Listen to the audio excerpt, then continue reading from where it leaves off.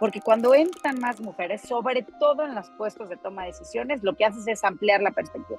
Hay que reconocer que mujeres y hombres tenemos experiencias distintas y no estamos captando este talento que pudiera pues, ser parte de la razón de éxito de nuestras empresas. Es decir, están buscando herramientas que ahora tú les estás ofreciendo para poder potenciar el talento.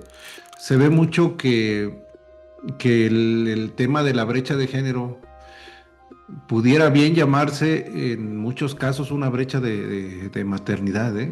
Una brecha de maternidad. ¿No? Y eso te va poniendo poquito a poquito en desventaja. Y puede ser que la empresa no sea la que te quiera pegar menos, no es un jefe abusivo que nada más quiere ver cómo se aprovecha tu talento, sino más bien ya traes toda una historia laboral que te puso en desventaja, ¿no? La realidad es que sí se tiene que sensibilizar a estos puestos, a estos mandos medios, mandos bajos, para poder incentivar esta toma de decisiones, porque así como hay roles de género que marcan estas brechas a nivel economía, también se replican al interior de las empresas.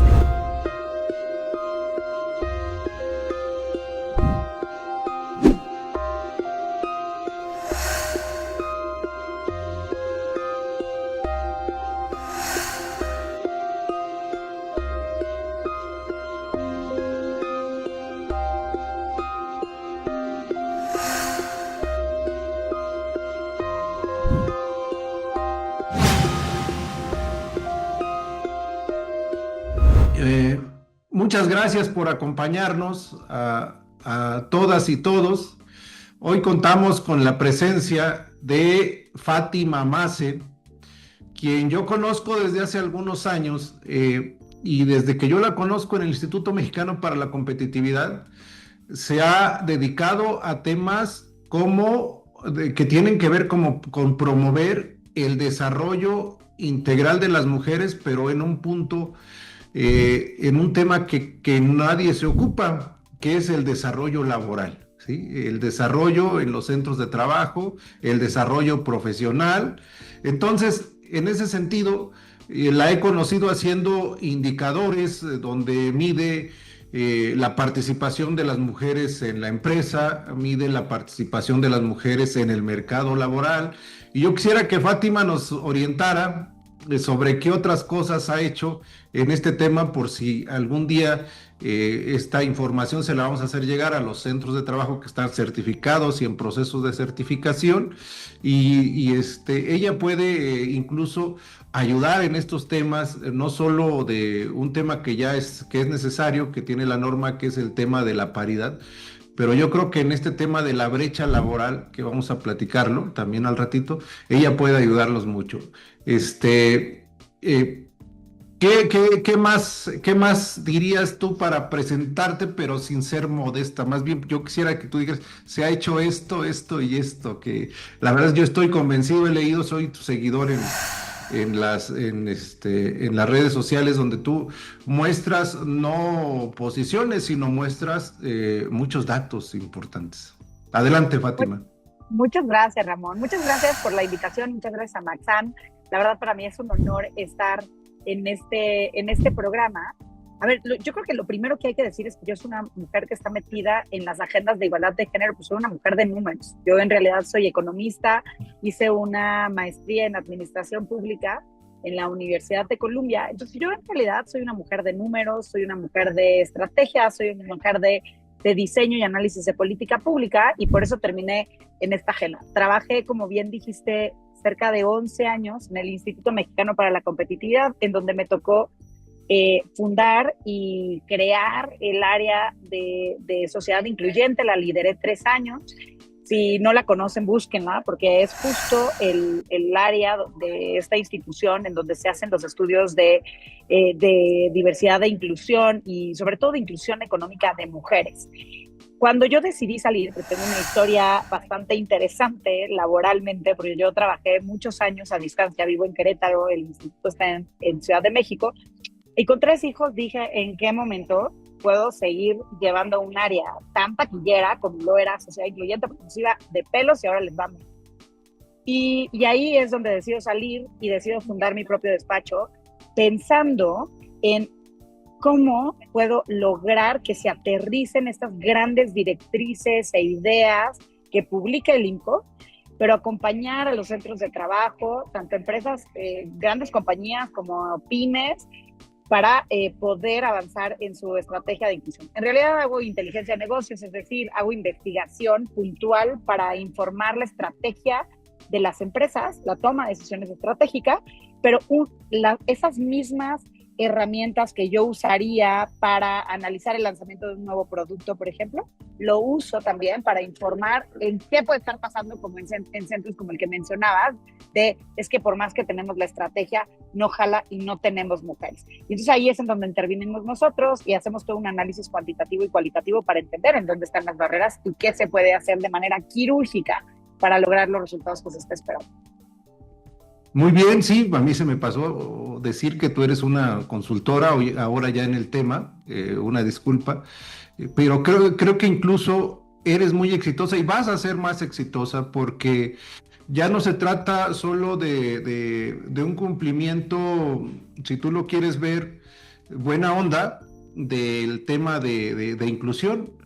Ha quedado ya plasmado en la reforma constitucional que en los próximos años veremos, sobre todo creo que este año, ahí tú me dirás cómo va, seguramente le da seguimiento a ese tema, donde ya se va a auditar la igualdad laboral. El requisito 7 de la norma mexicana en igualdad laboral y no discriminación pasó de una norma voluntaria al texto de la Constitución. Entonces, ¿qué nos puedes decir, no de este impacto que es jurídico? ¿Qué nos puedes decir? ¿Cuáles son los beneficios que va a traer esto en el tema de lo que tú señalas, la inclusión económica de las mujeres en la empresa, Fátima? Entrando en materia ya de una vez. Sí, claro. A ver, yo creo que lo primero es, a mí, una de las cosas que a mí me mueven y que marcan mucho mi agenda de trabajo es, me molesta mucho sentir esta sensación de, ay, o sea, además de que hay que pagar impuestos, además de que hay que pagar la nómina, además de que hay que sobrevivir, ahora hay que incluir mujeres. Y yo digo, bueno, qué visión tan miope, no hemos logrado transmitir el mensaje que esto implica, ¿no? Porque realmente una agenda de esta naturaleza bien manejada, lo primero que te suma es, y que te puede ayudar a detonar, es innovación. Porque cuando entran más mujeres, sobre todo en los puestos de toma de decisiones, lo que haces es ampliar la perspectiva. Hay que reconocer que mujeres y hombres tenemos experiencias distintas, somos diferentes, es decir, no nada más desde el punto de vista biológico, sino, por supuesto, desde el tipo de experiencias que nos ha tocado vivir. Si a eso además le añadimos el tener mujeres y hombres de diversos orígenes étnicos, de diversas tipos de estudio, de diversas zonas geográficas, países, ¿no? La diversidad es todavía más grande y lo que te permite es analizar la toma de decisiones desde perspectivas distintas. Y eso impacta, por ejemplo, en el desarrollo de nuevos productos y servicios. Esto no es casualidad. Boston Consulting Group tiene un estudio padrísimo en donde muestra cómo el porcentaje de ingresos generados con nuevos productos y servicios es de 45% para las empresas donde hay mayor diversidad en los equipos directivos versus el 26% en empresas donde hay menos diversidad en los equipos directivos. Hay una diferencia de más de 20 puntos en esta innovación, y esto se traduce en ventas, ¿no? Ahora, así como hay innovación al exterior, también hay innovación en cómo se hacen las cosas al interior de las empresas, y pueden ser, puedes agilizarlo. Digo, les voy a poner un ejemplo muy, muy rápido, pero la mayoría de las que somos mamás y tenemos la agenda de cuidados primaria de nuestros hijos, lo que quieres es hacer las cosas rápido, bien hechas, para que no las tengas que repetir, y poder seguir a lo siguiente, porque la chamba de mamá también es chamba, ¿no? Muchas veces eso permite que la toma de decisiones y la ejecución de tareas al interior de las instituciones sea mucho más eficiente. Y si no, ahí está el podcast de la directora de Daimler Truck, En Buena Banda, que justo la escuché ayer, y ella decía, pero ¿por qué tenemos una junta de 2 horas de directivos? Claro, porque pues, aquí están todos estos que no tienen el cuidado de los hijos todo el tiempo. Yo necesito que estas juntas bajen a media hora. Y lo logró, con resultados además extraordinarios, porque no divagan en la junta, sino toman decisiones estratégicas específicas que son buenas para el negocio, ¿no? Entonces, ese es el tipo de cambios que vemos.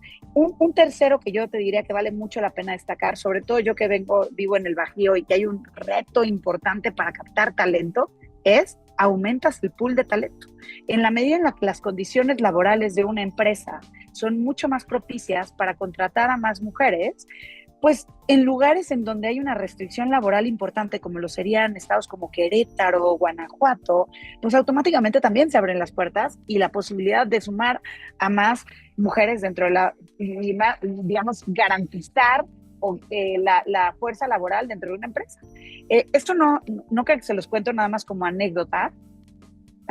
Yo una por ejemplo, de las razones por las que yo veo que se han vuelto cada vez más numerosos los programas para preparar mujeres en el sector camionero, como operadoras de camiones de transporte pesado, tiene que ver con esto y con la gran escasez de talento que hay en México y en el mundo para cubrir este tipo de vacantes. Entonces, si esto pasa en ese sector, ¿en cuántos otros sectores no estará pasando que y no estamos captando este talento que pudiera pues ser parte de la razón de éxito de nuestras empresas? Y creo que como ejemplos como estos, pues en realidad hay muchos, ¿no? Como también unas mejoras en el ambiente laboral, que muchas veces tienen que ver con estas diferentes características asociadas a las mujeres y a su trato. Muy bien. Fíjate que nosotros, este tema del talento, justamente una empresa de ahí de Querétaro nos llamó porque su principal objetivo en poner la norma es que son 2,000 empleados, el 90% menores de 30 años. Y decía, ¿cómo le hago para que los chavos se quieran quedar aquí? Si es que yo les puedo ofrecer, yo quiero ofrecerles un mejor trato, quiero tener corresponsabilidad con las mujeres, con los hombres. Y esto que tú dices, es en sintonía con esto que están pidiendo los centros de trabajo, es decir, están buscando herramientas que ahora tú les estás ofreciendo para poder potenciar el talento. También te quiero compartir que ya tenemos al primer centro de trabajo de tractocamiones certificado en la norma mexicana de igualdad laboral y no discriminación. Aquí cayó con nosotros. Entonces, de pronto es un centro de trabajo que tiene 2,000 tractocamiones, ya tiene 15 operadoras en este momento, 15 operadoras, pero más allá de todo, no solamente era ten las llaves, súbete al camión. No. Era adecuar los dormitorios, no había baños de mujeres, no había prestaciones ni guarderías, porque pues todos eran hombres. Y ahora este cambio cultural implicó para este centro de trabajo un tema de inversión, pero lo hizo porque quiere ganar esto que tú estás diciendo, que es la diversidad como elemento de competitividad. La verdad es que todo lo que tú me estás diciendo me hace mucho sentido. Yo te quiero hacer una pregunta para ver qué nos ha pasado a nosotros. ¿Cómo le hago con esas personas, hablando de igualdad salarial? ¿Qué harías tú? Es un caso hipotético donde es una persona, es una mujer que se va de maternidad, tiene su licencia de maternidad, se va por ahí de medio año y entonces al final del año ella no está porque está de licencia, pero se presenta, le presenta el recursos humanos al director o a la directora le presenta la lista de las compensaciones de fin de año y no aparece esta persona, no aparece en la lista de compensaciones de fin de año y le dice, oye, ¿por qué no aparece fulana de tal? Y entonces el responsable de recursos humanos dice, pues es que no aparece porque ella fíjate con estas palabras, porque ella está de incapacidad. Ah, bueno, está muy bien. Entonces como no está, que no se le considere. Como ella está de incapacidad, que no se le considere. ¿Cómo acabar con ese tema que va más allá de la normatividad? Es un tema más de índole cultural que tenemos las y los mexicanos, Fátima. Digo, ¿cómo lo ves? A ver, yo lo veo como un grave error. Lo veo como un grave error porque sin tener, digamos, todos los elementos jurídicos, soy economista, no soy abogada, pensaría que ese tipo de prestaciones se acumulan a lo largo de todo el año, ¿no? Entonces, en realidad esta mujer no está trabajando unos meses, se ausentó por licencia de maternidad, pero no quiere decir que no haya producido para la empresa durante el tiempo restante. Punto número 1. Punto número 2, es el tipo de prácticas que por supuesto que alejan al talento femenino, porque es cuando se ve a estas mujeres que se van de maternidad como si fueran un riesgo, más que como parte de la plantilla laboral, y a nadie le gusta sentirse como un riesgo, sinceramente. Y además de que es un dinero que le corresponde, que le va a ser súper útil, porque quienes tenemos hijos sabemos con todo lo que llega. Todo el mundo dice que los niños y las niñas llegan con una torta bajo el brazo, pero a veces no se siente tan así, ¿no? Y se sienten como muchos más gastos acomodados. Entonces, la realidad es que me parece profundamente injusta. Si esta empresa estuviera haciendo el análisis, el cálculo de la brecha salarial, siguiendo la fórmula de ONU Mujeres, de la norma 025, ¿no? Y si lo hiciera, hago énfasis en las recomendaciones del ONU Mujeres, porque ONU Mujeres lo que te dice es calcula la brecha salarial, dividiendo el tipo de salarios y de percepciones que componen el salario de las personas. Es decir, el salario va, por un lado, el salario base, adicional, más el sueldo, las compensaciones adicionales, es decir, cuando hay comisiones, ciertos bonos por productividad, etcétera, y bonos y prestaciones o sueldos variables que muchas veces tienen que ver con el desempeño, es decir, si se alcanza algún tipo de compensación, el PTU, por ejemplo, o algún tipo de compensación por mejoras en el desempeño. En el caso de esta empresa, la brecha salarial de género, en el nivel de puesto donde estaba esta mujer, seguramente se hubiera ampliado en donde cae, en este tipo de prestaciones que normalmente caen en las adicionales, es decir, porque son fijas, ¿no? Y no dependen tanto del desempeño del empleador, sino más bien como parte de las prestaciones que da la empresa. Entonces, ahí hubiéramos visto una brecha muy grande y esa hubiera sido la razón. Y yo te diría, nada más para terminar, ahí lo hubieran detectado, pero para terminar, yo diría no se engañen. O sea, en el caso de la licencia de maternidad, tenemos un gran beneficio, las empresas, porque si la trabajadora está dada de alta como se debe en el instituto, en el IMSS, ¿no?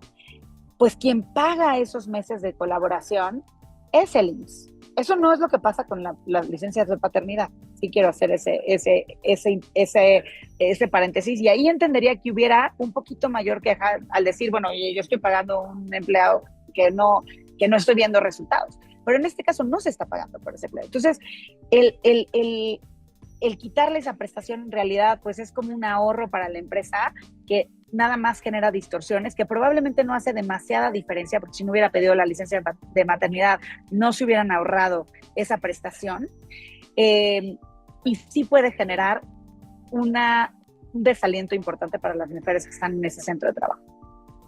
Sí, fíjate que tiene un poco de boomerang esta pregunta, porque en diferentes conversaciones y sobre todo en los resultados de las investigaciones que hay en el tema de la norma, se ve mucho que el tema de la brecha de género pudiera bien llamarse en muchos casos una brecha de maternidad, una brecha de maternidad, porque la mujer pierde oportunidades, pero también pierde procesos de formación, no solamente por los 3 meses, sino por todo lo que viene con el tema de cuidados, que provoca una desactualización. Y es o sea, tiene implicaciones enormes en el momento de la calificación de la competencia de la persona en el centro de trabajo, porque de pronto no puede concluir su maestría, no puede concluir la obtención de su título profesional. Y tenemos todavía en los centros de trabajo que son cosas indispensables, o sea, no se mide tanto la experiencia de las personas, sino se mide que tenga el grado, que tenga, etcétera.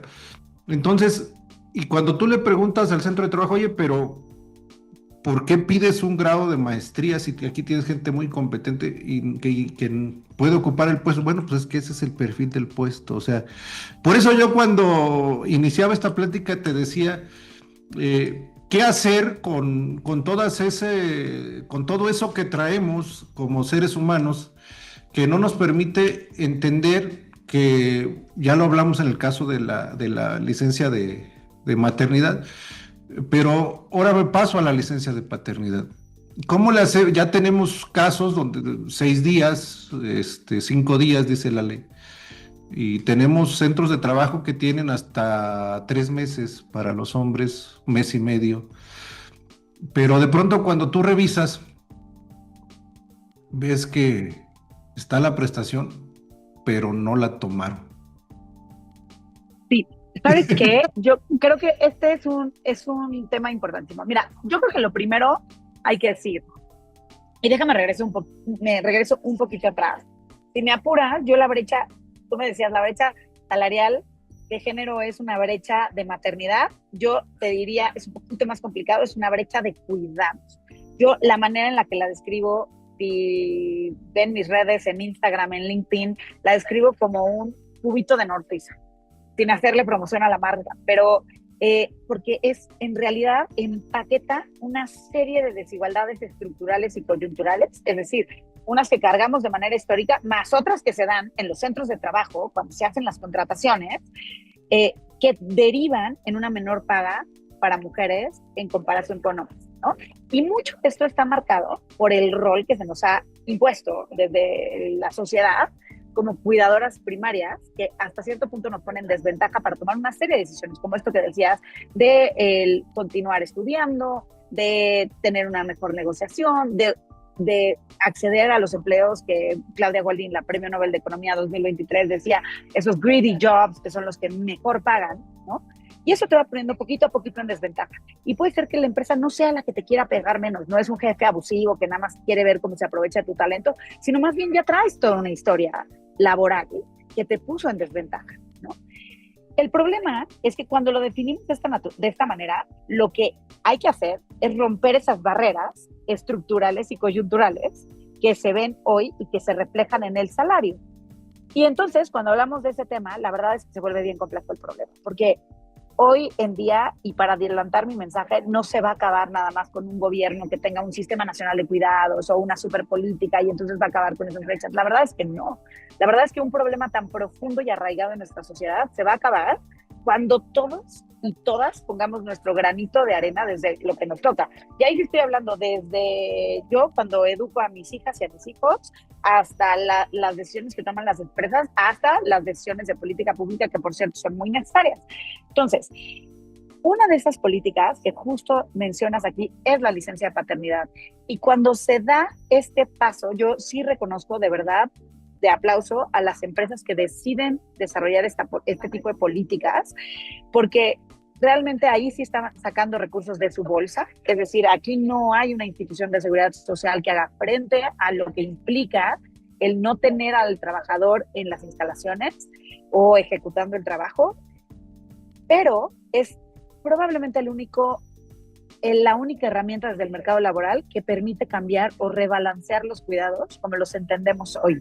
Y creo que si lo entendemos así, uno de los grandes retos está en que muchas veces recursos humanos o el equipo directivo decide desarrollar esta política, pero se quedan cortos en trabajar directamente con las gerencias, las jefaturas, con los trabajadores mismos para que aprovechen esta prestación, ¿no? Yo a veces hasta me lo imagino como que jefas y jefes diciendo, híjole, que ni me lo pida porque sí nos mueve todo el acomodo. Y claro que lo mueve, o sea, pero por supuesto que lo mueve, ¿no? Pero la realidad es que sí se tiene que sensibilizar a estos puestos, a estos mandos medios, mandos bajos, para poder incentivar esta toma de decisiones, porque así como hay roles de género que marcan estas brechas a nivel economía, también se replican al interior de las empresas. Y entonces, muchas veces son los hombres que cargan con esta sensación de tenemos que ser proveedores, el decir, ¿cómo lo voy a pedir? Igual y lo quiero, pero no lo voy a pedir porque entonces mi jefe no me va a considerar para el próximo ascenso, y yo lo que necesito es ganar más porque llegó una nueva criatura que requiere más, ¿no? Entonces, creo que eso es lo importante, ¿eh? Cuando se implementan este tipo de acciones de manera consciente y se trabaja de la mano con sensibilizaciones para generar esta conciencia en todos los niveles de la organización, en realidad lo que estás haciendo es tratando de romper estas brechas y equilibrando todo. O sea, no es nada más abriendo oportunidades a las mujeres para entrar al mercado laboral, sino también abriendo la oportunidad a los hombres para que cuiden más. Excelente. O sea, les dicen, a ver, ahí está la prestación, pero cuidadito y que la tomes, ¿eh? Porque acá tenemos mucha chamba. Sí, te entiendo perfectamente. Pasando ya a tu día a día, Fátima, ¿cómo le haces tú para que los directivos de las empresas hagan clic en este tema? ¿Cómo les dices, oye, ¿sabes qué? El tema de la igualdad te conviene por esto, es negocio por aquello, vas a lograr esto. ¿Cómo logras tú hacer clic o qué has visto, qué es lo que más interesa de este tema? ¿Y qué tanto trabajo te cuesta sobre todo? Me cuesta mucho trabajo. La verdad es que sí me cuesta mucho trabajo. Debo aceptar que mucho menos que hace 5 años cuando empecé con esta agenda de investigación, pero sí me cuesta trabajo. Y yo lo que hago es que yo soy una consultora que está vertida en los argumentos económicos. Es lo que estoy buscando todo el tiempo, datos económicos que, eh, que permitan o que dejen ver los beneficios que va a tener el negocio por este tipo de decisiones, sí. Y siempre jugando en el plano costo-beneficio, ¿no? Tratando de encontrar esos argumentos. Siempre lo hago de una manera muy responsable, es decir, no hablo. Hay una estimación muy famosa de una gran consultora en donde liga cómo las empresas más diversas son empresas mucho más rentables. Y a mí a veces eso me conflictúa, porque a veces no sabes cómo va la causalidad de esto. Es decir, si las empresas más diversas realmente permiten que se generen más utilidades, o al revés, o las que tienen mayores utilidades se pueden dar el lujo de invertir más en acciones de diversidad e inclusión. Pero entonces en lo que yo me fijo es en todos los impactos de corto plazo que puedes llegar a tener. El tener menores tasas de rotación, porque las personas se sienten a gusto. Porque cuando tú ves que a una mujer la tratan bien y a las personas en general les pasan este mensaje de lo importante que son como personas, no nada más como trabajadoras, automáticamente el ambiente cambia, la cultura cambia, las personas quieren producir más, ¿no? Se quieren quedar ahí. Entonces, y eso es muy importante verlo con estas lentes de género, porque por supuesto que mujeres y hombres tenemos problemáticas y desafíos muy distintos. El tener ganancias alrededor de las mejoras en el ambiente laboral y cómo cambia las encuestas de clima, el ver cómo también incluso pues, equipos más comprometidos tienden a ser equipos más productivos porque están a gusto, porque pueden desatar esa creatividad y no nada más están con este nerviosismo de lo que necesito es cobrar y ya acabar mi turno, ¿no? Ese es el tipo de efectos en los que yo me fijo, por supuesto, todo lo que tiene que ver con innovación, todo lo que tiene que ver con creatividad y con mejoras en arreglos internos. Y eso te permite cambiar la narrativa con los directivos, con las y los directivos, porque la verdad es que hay que pensar no en las y los jefes como personas, muchas veces se ven así como demasiado utilitaristas, ¿no? O capitalistas, que no quieren ver a las personas. No es por ahí. Ellas también tienen KPIs en los que tienen que cumplir, y tienen que cumplir resultados, y tienen un presupuesto súper acotado, ¿no? Entonces lo que necesitamos es ver cómo el invertir en estas acciones se alinea con sus objetivos de negocio, para que puedan tener una narrativa en conjunto y para que esas acciones se vuelvan sostenibles en el tiempo.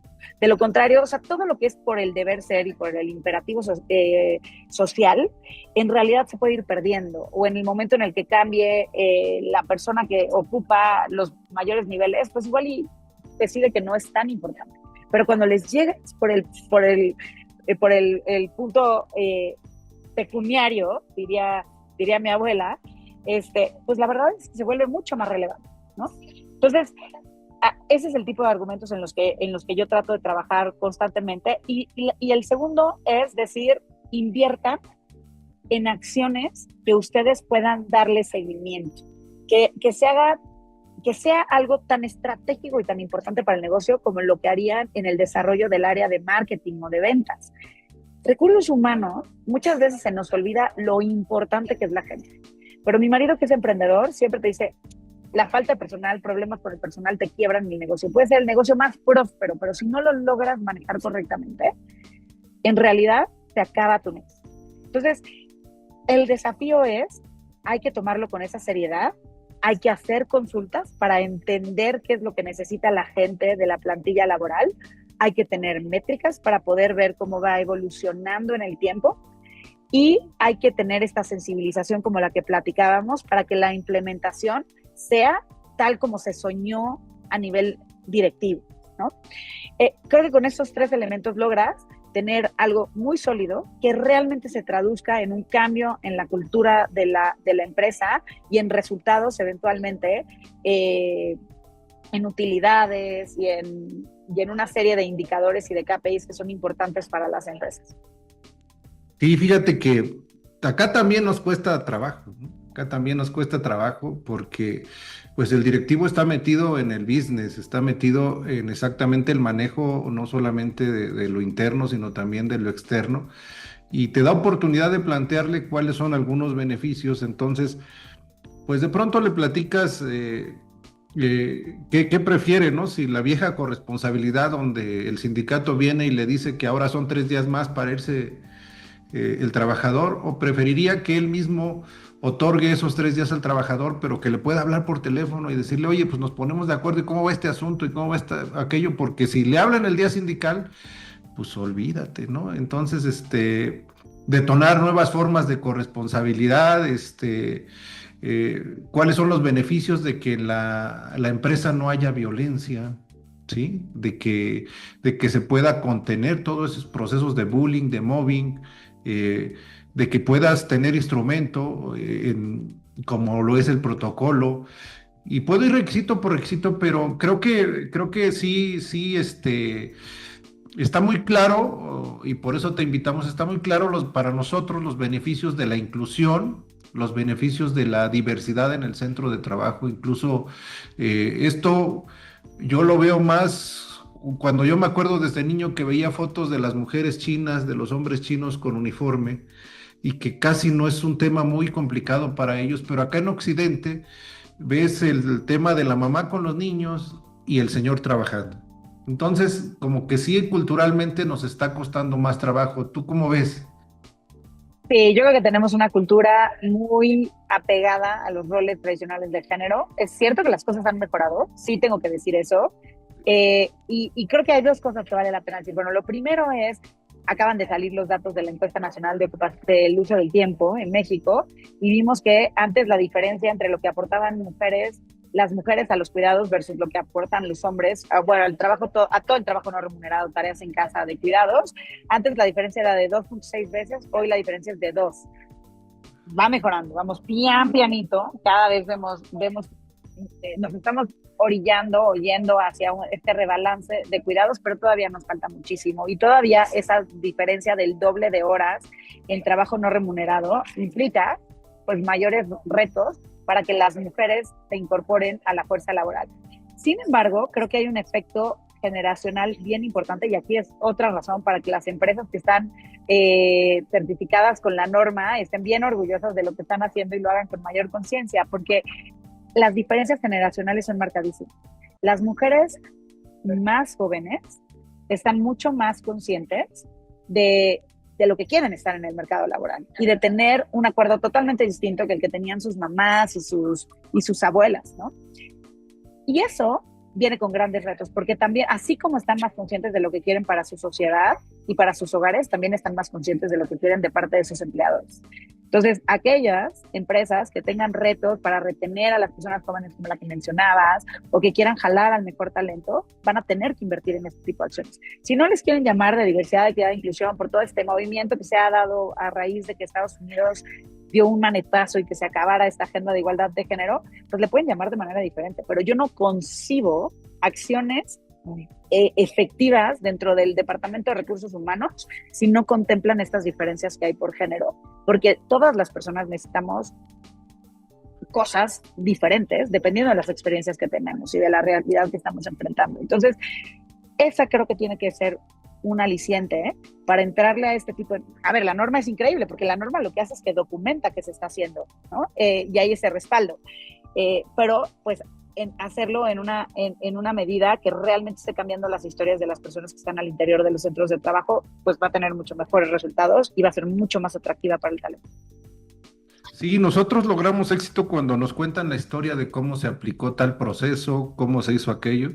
Cuando nos dicen no se ha ocupado esa documentación es cuando decimos entonces no está existiendo la norma, ¿no? Entonces nos preocupa mucho eso y por eso precisamente estamos haciendo estas conversaciones con personas como tú que pueden orientar mucho las estrategias dentro de los centros de trabajo.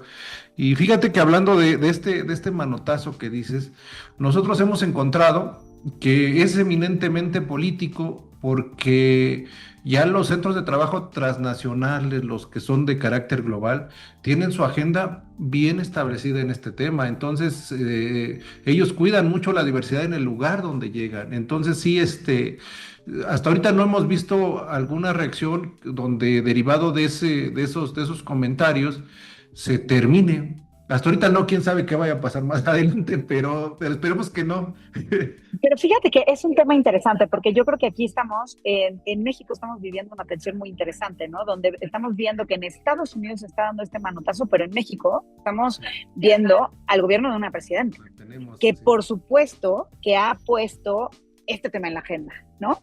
Y entonces, claro que se van a echar a andar muchas iniciativas, como por ejemplo que trae el CADER, con Altagracia, de trabajar en que al menos las empresas más grandes e importantes sumen a mujeres dentro de sus consejos, porque por supuesto que es algo que creo que aquí es importante. Entonces, hoy estamos viendo una tensión bien interesante que creo que como mexicanas y mexicanos nos pone en otra dimensión y me tiene a mí muy orgullosa.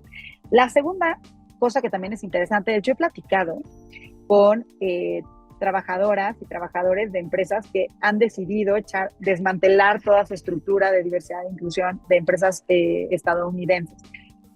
Y una de las cosas que más me llama la atención, en la mayoría de esas conversaciones, se han enviado comunicados en donde se dice, sí se está desmantelando la estructura institucional, no se están acabando las prestaciones en ese sentido. Y a mí, cuando escuché esas historias, que no había sido una vez, sino en diversas empresas, me dio muchísima esperanza. Porque es justo lo que te decía con respecto a los recursos humanos. Tal vez te rifas quedando bien con tu presidente y quitas a la Chief Officer of Diversity, pero no te vas a rifar quitando una prestación que tal vez tiene a muchas trabajadoras y trabajadores contentos, sí, porque te van a renunciar y porque si son capaces se van a ir mañana en donde tengan unas condiciones laborales distintas. Entonces, precisamente a mí eso más bien me da la impresión que poquito a poquito nos vamos a ir moviendo a que en vez de que sea una área específica que trabaje en silos, separada, se vuelva más bien en una cuestión transversal que toque a todo el negocio. Ese es el punto que para mi gusto sería más benéfico y donde veríamos los mayores resultados y los mayores cambios para las mujeres en el mercado laboral. Muy bien, pues la verdad es que nos das mucha información. Ya para ir cerrando y aprovechando tu tiempo aquí con nosotros, Fátima, en las condiciones actuales, ¿en cuánto tiempo crees que podamos ver resultados así como tú dices, a ver, estábamos así, pero ahora estamos así, estamos mejorando en esto, en eso? ¿Cuándo en las condiciones actuales, o por otro lado, qué se tendría que hacer? Así como hubo esta reforma de igualdad salarial que el año que entra, pues todos auditarse, ¿qué se tendría que hacer adicional a esto para poder tener resultados en este tema sobre todo el tema tuyo, que es el de la inclusión y la diversidad? O si seguimos así, ¿cuánto tiempo nos costaría y qué estaríamos perdiendo? Digo, son muchas preguntas porque somos muy inquietos acá, pero no sé si quieres regalarnos un comentario ahí con ese tema. Ay, mira, la verdad es que esto de las predicciones es bien difícil. No tengo el número exacto, la verdad, de cuándo podríamos ver que las mujeres se vuelven... A ver, una manera de verlo sería que las mujeres representan el 50% de la fuerza laboral, pues representan el 40%. Entonces, siendo que somos la mitad de la población. Entonces, estamos hablando ahí de 10 puntos que tendríamos que ganar de mercado, que creo que nos va a tomar mucho tiempo. O sea, yo sinceramente quisiera, a ver, el Foro Económico Mundial habla de que esta paridad se va a alcanzar en el mundo alrededor de en más de 100 años, ¿no? En algunos países más antes que otros. En el caso de México no estoy tan segura de su predicción, pero sí creo que hay que poner esto en una dimensión realista. Esto, si estamos tratando de cambiar una realidad histórica, no podemos esperar que el resultado se dé en 1 o en 2 años, ¿no? Lo que quisiéramos ver es un incremento acelerado de la participación económica de mujeres y, si me apuras, que no nada más sea en trabajos como emprendedoras, que es como en muchos de los gobiernos lo atienden, sino más bien con más mujeres en empleos formales que les permita acceder a prestaciones, ¿no? Y que las ponga en una mejor posición, con mejores pagas. Eso es lo que quisiéramos ver. Creo que sí va a tomar tiempo, creo que a mí me encantaría hacer la siguiente evaluación en la próxima década para saber si ahorita el 46% de las mujeres con 15 años o más están en la fuerza laboral, que quisiéramos ver que ya estuviéramos hablando del 50, 60, ¿no? Los hombres son 77%. Entonces, en realidad tenemos todavía ahí una brecha enorme que cerrar, pero sí se necesitan más bien acciones de parte de todos lados. Con respecto a la política pública, yo te diría, en particular con lo que tiene que ver con la brecha salarial de género, hay que medir esa brecha. A mí me parece un poquito preocupante que la manera de llegarle a esta reforma que se presentó el año pasado sea a través de las auditorías, porque en realidad se generan también incentivos perversos. Si lo hubiéramos hecho a través de la medición del dato, por ejemplo, y la publicación, tal vez estaríamos contando otra historia, porque lo que estaríamos es obligándolos a hacer un diagnóstico un poquito más completo de lo que hoy tienen, y no necesariamente por el lado negativo, sino más bien como irlos preparando. Porque también es cierto, las empresas en México, el 98% de las empresas son pymes que están luchando por sobrevivir. Muchos de esos negocios son de supervivencia. No son estas grandes empresas y corporaciones que ya lo tienen muy arreglado, ¿no? Entonces, el meterle esta dimensión de las auditorías me preocupa, porque claro que metes en jaque a esos negocios, y lo que no queremos es que desaparezcan los negocios, más bien los queremos fortalecer para que sean capaces de darle más empleo a más mujeres. Ok, entonces tú optarías por medirlo, por incorporar algunos mecanismos que no sean tan,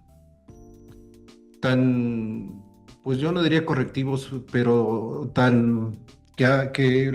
que no provoquen la desaparición de la gran mayoría de las empresas que son mini pymes o pymes. Yo estoy de acuerdo contigo.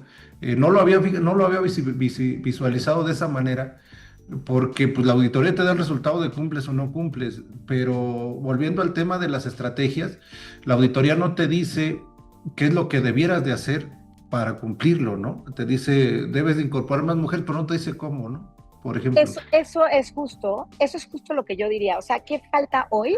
Yo te diría el incentivo de medir. A mí me gusta la brecha salarial, pero yo creo que de manera rápida es una especie de fast track para hacer un diagnóstico en dónde tienes más mujeres, dependiendo del nivel de puesto y en dónde están ganando más o menos. Es más, muchas de las empresas, sobre todo las más chicas, no van a poder contestar ese indicador porque no tienen un organigrama bien plasmado. Y desde ahí empezó el problema, ¿no? Que es un problema que se corrige, digamos, vía recursos humanos. Pero yo te diría la medición de la brecha salarial y también dotarles de recursos para hacer este tipo de diagnósticos. ¿Cómo están?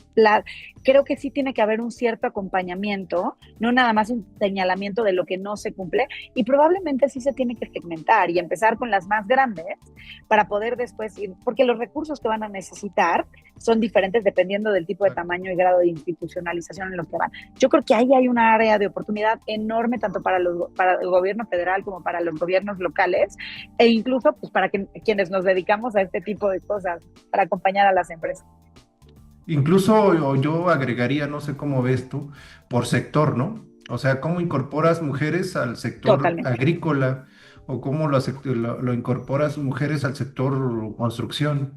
¿Sí? Esto que estás diciendo es bien importante porque muchas veces hablamos de, bueno, más mujeres, pues dales home office. Ajá, ¿y cómo le hacen los que están en puestos de 4x3 donde la máquina no para? pues no se puede, ¿no? Entonces hay que ponerse creativo y creo que ese sería un avance enorme.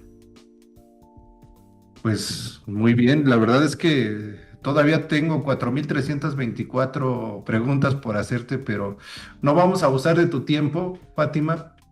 Quisiera que nos regalaras un comentario, así como qué sería tu gran recomendación para todos los centros de trabajo que ya se embarcaron, ya están en este barco, ya están subidos en el tema de la igualdad, de la inclusión y de la diversidad. Eh, ¿Por dónde deben de ir y qué le recomendarías tú, Fátima? Sobre todo, ya no, ahorita no hablemos de los que todavía no se suben, ¿no? Ya hablamos de la problemática, pero de los que ya están adentro y que dicen, yo quiero potenciar este tema. Mira, yo te diría a ellos, a este tipo de centros de trabajo, yo lo primero que diría es felicidades, porque la verdad dieron un paso bien importante y además de una manera sobre todo institucional, que requiere compromiso y que implica que se les audite, sobre todo también en temas muy incómodos, y eso es digno de reconocerse, eso en primer lugar. En segundo lugar es, si ya están en este compromiso, tengan métricas para monitorear cómo van sus iniciativas. Eso, uno, les va a ayudar a recertificarse, pero también les va a ayudar a ustedes a convencerse de cómo les ha redituado las inversiones que han hecho. Porque todo lo que implica la norma, puede ser que no sean inversiones de dinero demasiado grandes, pero implica tiempo, implica esfuerzo del personal.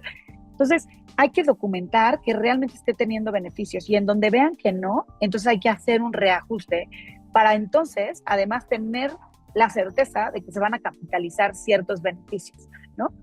Y la tercera recomendación que yo les daría es en donde tengan las acciones que sientan que son su estándar de oro, consulten a las personas que estén beneficiando y entiendan realmente cómo lo perciben, qué adecuaciones se les puede hacer, porque eso les va a permitir ir haciendo estas acciones mucho más efectivas.